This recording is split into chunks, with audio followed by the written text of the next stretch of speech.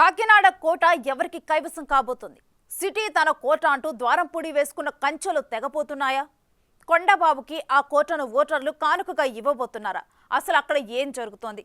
కాకినాడ నగర నియోజకవర్గంలో 2024 ఎన్నికల్లో వైసీపీ అభ్యర్థి ద్వారంపూడి చంద్రశేఖర్ రెడ్డి, కూటమి టీడీపీ అభ్యర్థి వనమాడి వెంకటేశ్వరరావు అలియాస్ కొండబాబు మధ్య గట్టి పోటీ జరిగింది. ఎన్నికల రోజు పోలింగ్ కేంద్రాల్లో ఉదయం 5:30 నుంచి ఓటర్లు క్యూ లైన్లో బారులు తీరారు. ప్రచారంలో ద్వారంపూడిని ఒక రేంజ్లో టార్గెట్ చేసిన జనసేనాని ఆయన్ని ఓడిస్తారని సవాల్ విసిరారు. ఆ ప్రభావం ఎన్నికల ఫలితంపై ఎలా ఉంటుందనేది ఆసక్తికరంగా మారింది.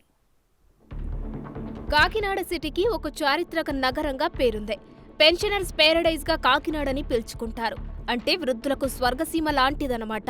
అటువంటి ప్రశాంత కాకినాడ గత కొన్ని సంవత్సరాలుగా భూ కబ్జాలు, సెటిల్మెంట్లు, గంజాయి విక్రయాలు, డ్రగ్స్ రవాణా, పోర్టు ద్వారా రేషన్ బియ్యం అక్రమ రవాణా, రౌడీయిజాలతో అల్లాడుతోంది. కాకినాడ నగరాన్ని స్మార్ట్ సిటీగా కేంద్రం ప్రకటించిన నేపథ్యంలో వచ్చిన నిధులు సద్వినియోగం చేయకుండా దుర్వినియోగం చేశారని వైసీపీ పాలకులపై ఆరోపణలున్నాయి. ప్రధానంగా 2019లో వైసీపీ ప్రభుత్వం ఏర్పాటు అయ్యాక సిబిసిఎన్సి ఆస్తులు ఆక్రమణకు గురికావడంతో ద్వారంపూడి చంద్రశేఖర్ రెడ్డిపై ఆరోపణలు వెల్లువెత్తాయి.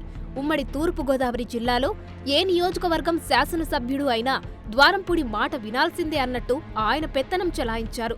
అందుకే ద్వారంపూడికి వైసీపీ నేతలు సెకండ్ సీఎం అన్న ట్యాగ్ లైన్ తగిలించారు. పెద్దాపురంలో మైనింగ్ ఆరోపణలతో ద్వారంపూడి వివాదాల్లో కూరుకున్నారు. ఇలా ప్రతి నియోజకవర్గంలో ద్వారంపూడి ముద్ర కనపడేది అని ఆ పార్టీ నాయకులే బహిరంగంగా అంటుంటారు. ద్వారంపూడి చంద్రశేఖర్ రెడ్డి ఒక మీడియా సమావేశంలో కొండబాబుని ఉద్దేశించి మీ జాతి అంతా ఇంతే అని చేసిన వ్యాఖ్యలు తీవ్ర దుమారం రేపాయి. మత్స్యకార సామాజిక వర్గానికి చెందిన కొండబాబుకు పార్టీలకు అతీతంగా మత్స్యకార నాయకులు అందరూ మద్దతు తెలియజేశారు.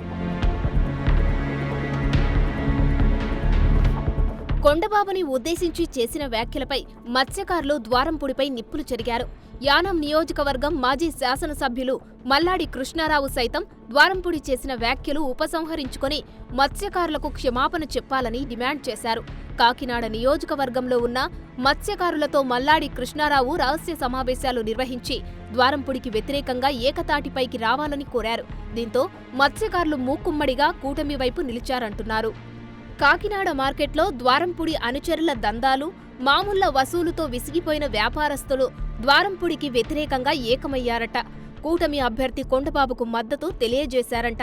మత్స్యకారులలో ద్వారంపూడిపై నెలకొన్న వ్యతిరేకతను దారి మళ్లించేందుకు ఎన్నికల ముందు ఓఎన్జీసీ తీరంలో చమురు నిక్షేపాలు గుర్తించిన నేపథ్యంలో తీర ప్రాంత మత్స్యకారులకు నష్టపరిహారం ఇవ్వాలని హడావిడి చేసి ఓఎన్జీసీ కార్యాలయం వద్ద ద్వారంపూడి, కన్నబాబు, వంగా గీతాలు ధర్నా నిర్వహించారు.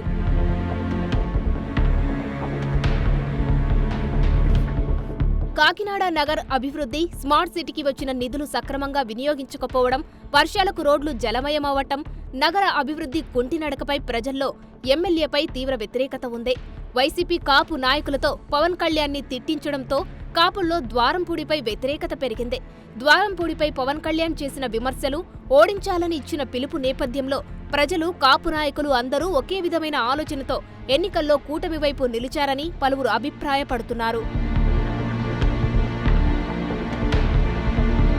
ఈ ఎన్నికల్లో పెరిగిన ఓటింగ్ శాతం కొండబాబును ఖచ్చితంగా విజయతీరాలకు చేరుస్తుందని, ద్వారంపూడిపై ఉన్న వ్యతిరేకతతో ఇటు మత్స్యకారులు, అటు కాపు నాయకులు, వ్యాపారస్తులు అందరూ వైసీపీకి వ్యతిరేకంగా ఉన్నారన్న టాక్ వినిపిస్తోంది. కాకినాడ అర్బన్లో ఉంటున్న వారికి కాకినాడ రూరల్ బీచ్ దగ్గర ఇంటి స్థలం పేరులో సెంటు భూమి మంజూరు చేసింది వైసీపీ ప్రభుత్వం. మెజారిటీ లబ్ధిదారులు నగరం విడిచి వెళ్లలేక పట్టాలు తీసుకున్నా అవి ఎందుకు పనికిరాని భూములు ఇచ్చారని పెదవి విరిచారు. ఏది ఏమైనా కాకినాడ నగర అభివృద్ధి విషయంలో భూ కబ్జాలు అరికట్టడంలో ద్వారంపూడి విఫలం చెందారని, అందుకే ఈసారి కూటమి అభ్యర్థి కొండబాబు గెలిచే అవకాశాలు ఉన్నట్లు పలువురు రాజకీయ నాయకులు అభిప్రాయపడుతున్నారు. మరి కాకినాడ ప్రజలు ఈ కోట తాళాలు ఎవరికిచ్చారో తెలుసుకోవాలంటే జూన్ 4వ తేదీ వరకు వేచి చూడాల్సిందే. For more videos like this, subscribe Big TV channel.